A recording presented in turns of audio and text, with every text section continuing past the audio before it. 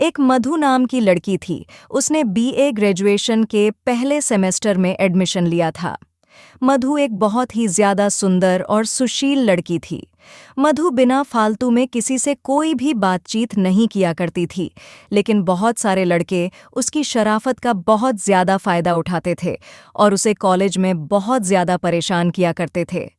एक दिन की बात है, मधु कॉलेज के गेट से कॉलेज के अंदर जा ही रही थी कि रास्ते में उसके सीनियर लोग मिल जाते हैं। उसके सीनियर लोग मिलते हैं, मधु को तुरंत ही अपने पास बुला लेते हैं, क्योंकि मधु देखने में काफ़ी ज़्यादा सुंदर और सुशील लगती थी। जैसे ही मधु अपने सीनियर के पास जाती है, मधु अपने सीनियर से कहती है कि क्या बात है, बताइए। उसका सीनियर कहता है, क्या तुम्हें एबीसीडी लिखनी आती है? तभी मधु कहती है कि अगर मुझे एबीसीडी लिखनी नहीं आती तो मैं कॉलेज में कैसे पहुंच पाती। इतना सुनते ही सीनियर लड़के और लड़कियों को बहुत ज्यादा गुस्सा आ जाता है। वह बुरा भला मधु को कहने लगते हैं। तभी मधु के क्लास का और उसी के सेमेस्टर के लड़के की नज़र मधु पर पड़ती है, जिसे वह लड़का देखता है कि जिसका नाम रमेश था। रमेश ने देखा कि उसकी क्लासमेट मधु को सीनियर लोग मिलकर उसे छेड़छाड़ तथा उसकी रैगिंग कर रहे हैं। यह देखकर रमेश से रहा नहीं गया। वह सीनियर के पास जाता है और कहता है कि यह जो आप लोग कर रहे हैं वह बहुत गलत बात है। किसी भी लड़की को इस तरह परेशान करना बिल्कुल भी अच्छी बात नहीं है। उसके बाद सीनियर लड़के तथा रमेश में काफ़ी ज़्यादा लड़ाई हो जाती है और आखिरकार रमेश मधु को अपने साथ लेकर कॉलेज के अंदर चला जाता है। जैसे ही क्लास खत्म होने के बाद वह दोनों बाहर निकलते हैं। रमेश से मधु कहती है कि कॉलेज में जो लड़के मुझे परेशान कर रहे थे, मुझे उससे बचाने के लिए आपका शुक्रिया। तभी रमेश कहता है कि ऐसी कोई बात नहीं है, तुम्हें मुझे शुक्रिया करने की कोई ज़रूरत नहीं है, क्योंकि तुम मेरी क्लासमेट हो और तुम्हारी सुरक्षा और रक्षा करना मेरा फ़र्ज़ होता है। इन सभी बातों को सुनकर मधु को रमेश पर काफ़ी ज़्यादा प्यार है, दया आने लगती है। अब कॉलेज में मधु और रमेश दोनों साथ साथ जाते थे। साथ ही कॉलेज से आते वक्त भी दोनों एक साथ आते थे। रमेश को पता था कि कॉलेज में बहुत सारे लड़के होते हैं जो जूनियर लड़कियों की रैगिंग करते हैं। अब तो रमेश मधु को कहता है कि तुम अगर पहले आ जाओगी कॉलेज तो तुम कॉलेज अंदर मत जाना, मेरा इंतज़ार करना बाहर ही है।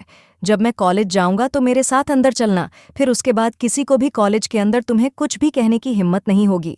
दोनों ऐसा ही करते थे कि जो भी कॉलेज पहले आता था उन्हें इंतज़ार करना पड़ता था दूसरे के लिए।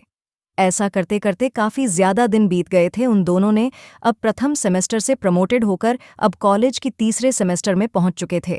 दोनों को एक दूसरे से मिलते मिलते 1 साल से ज़्यादा हो चुका था और दोनों एक दूसरे से अपने अपने घर में भी मोबाइल से बात किया करते थे। दोनों की काफ़ी गहरी मित्रता कॉलेज के समय ही हो गई थी। अब दोनों मिलकर कॉलेज एक साथ जाते थे क्लास करने के लिए, और कॉलेज दोनों प्रतिदिन जाने के कारण दोनों क्लास में अच्छी रेपुटेशन पर पहुंच गए थे। दोनों को एक साथ आते जाते देख क्लास की बहुत सारे लड़के लड़कियां दोनों के बारे में बहुत ज़्यादा गलत बातें किया करती थीं। लेकिन इन बातों से मधु को किसी भी प्रकार का कोई फ़र्क नहीं पड़ता था, क्योंकि मधु कहती थी कि हम दोनों सिर्फ एक अच्छे दोस्त हैं, जिसको जो सोचना है सोचने दीजिए। हम लोग कॉलेज में साथ आते हैं, साथ जाते हैं और साथ रहते हैं, हमेशा ऐसे ही रहेंगे। दुनिया वाले कुछ भी सोचे, मुझे कोई फ़र्क नहीं पड़ता है। जैसे ही 3 साल पूरे होने वाले थे, टीचर कहती, आप सभी लोग अंतिम सेमेस्टर की पढ़ाई कर रहे थे। परीक्षा देने के बाद आप सभी लोगों की छुट्टी होने वाली है। लेकिन मधु को इस बात की चिंता होने लगी थी कि बिना रमेश की दोस्ती के कारण वह एक कदम चलना तो दूर की बात है, कॉलेज आना जाना भी नहीं चाहती थी। मधु और रमेश का आखिरी एग्ज़ाम हो रहा था। तभी मधु रमेश से कहती है कि मुझे तुम्हारे बिना रहने की आदत नहीं है। हमारा कल से कॉलेज आना तो बंद हो ही जाएगा। अब तो कोई क्लास करने भी कॉलेज नहीं आएगा। मुझे आपकी आदत लग गई है, मैं तुम्हारे बिना नहीं रह सकती हूँ।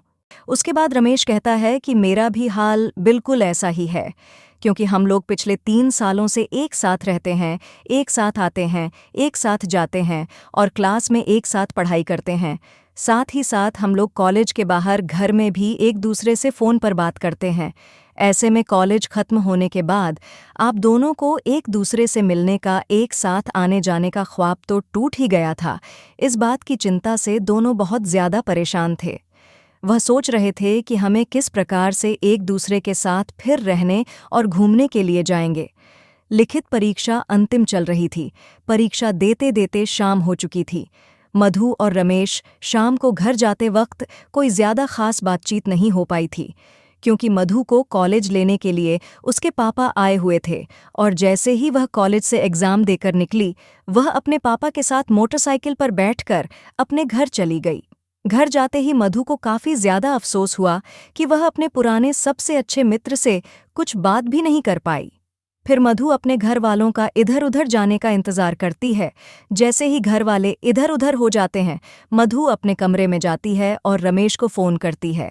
जैसे ही वह फोन करती है, एक ही रिंग में रमेश फोन उठा लेता है और कहता है कि मुझे पता था तुम फोन जरूर करोगी। उसके बाद मधु कहती है कि मुझे माफ कर दीजिए, मैं कॉलेज में आपसे ज्यादा बात नहीं कर पाई थी क्योंकि मेरे पापा आ गए थे, मुझे लेने के लिए और बोल रहे थे जल्दी घर चलो, मुझे बहुत सारा काम है। उसके बाद मधु कहती है कि मेरा आपके बिना बिल्कुल भी मन नहीं लग रहा है। उसके बाद रमेश भी कहता है कि मेरे भी दिल का हल भी कुछ ऐसा ही है। तभी मधु कहती है कि लगता है हम दोनों को प्यार हो गया है और अब हम लोग एक दूसरे के बिना नहीं रह सकते हैं। जैसे जैसे समय बीत रहा था, वैसे वैसे दोनों की दूरियां दोनों की मजबूरियां बन गई थीं, क्योंकि दोनों बिना कॉलेज के अब एक दूसरे से मिल भी नहीं पा रहे थे। अब तो दोनों की व्हाट्सएप कॉलिंग तथा ऑडियो कॉलिंग पर ही ज्यादा बातचीत हो रही थी। एक समय ऐसा आया जब दोनों 24 घंटा बात किया करते थे, क्योंकि उसके बिना एक मिनट भी दोनों में से किसी का भी मन नहीं लगता था। उसके बाद एक दिन मधु कहती है कि क्या हम लोग इसी तरह फोन पर ही बातें करते रहेंगे सभी दिन। तभी मधु कहती है कि मेरे घरवाले मेरी शादी के लिए लड़का देख रहे हैं। आगे मधु कहती है कि कुछ भी हो जाए, मैं किसी और से शादी बिल्कुल भी नहीं करूंगी। मुझे तुम पसंद हो, मैं जब भी शादी करूंगी तुमसे ही करूंगी। एक दिन मधु की माता मधु को अपने पास बुलाती है और कहती है कि देखो बेटा, मैंने तुम्हारे लिए एक लड़का पसंद किया है। ये फाइल में उसकी फोटो है, तुम देखकर बताओ क्या तुम्हारे लिए सही रहेगा। ये सुनते ही मधु को काफी ज्यादा गुस्सा आ जाता है।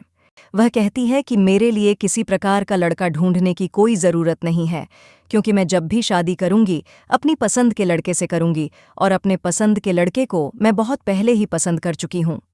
मैं उसके बिना एक मिनट क्या एक सेकंड भी नहीं रख सकती हूं। ऐसे में किसी और से शादी करने के बारे में सोच भी नहीं सकती। फिर मेरे माता पिता मेरे से रमेश की पूरी जानकारी लेते हैं और फिर उसके घर रमेश को देखने के लिए जाते हैं। दोनों परिवारों में काफी देर तक बातचीत होती है और अंत में दोनों का प्यार जीत जाता है। फिर दोनों के घर वाले दोनों की शादी के लिए राजी हो जाते हैं। दोनों शादी के बाद बिल्कुल खुशी खुशी अपना जीवन व्यतीत कर रहे हैं। हेलो दोस्तों, आज की कहानी आपको पसंद आई हो तो लाइक, कमेंट और शेयर जरूर करें। हम आपके लिए इस चैनल पर नई नई कहानियां लेके आते रहेंगे। हर रोज कहानी देखने और सुनने के लिए हमारे चैनल को सब्सक्राइब जरूर करें। धन्यवाद।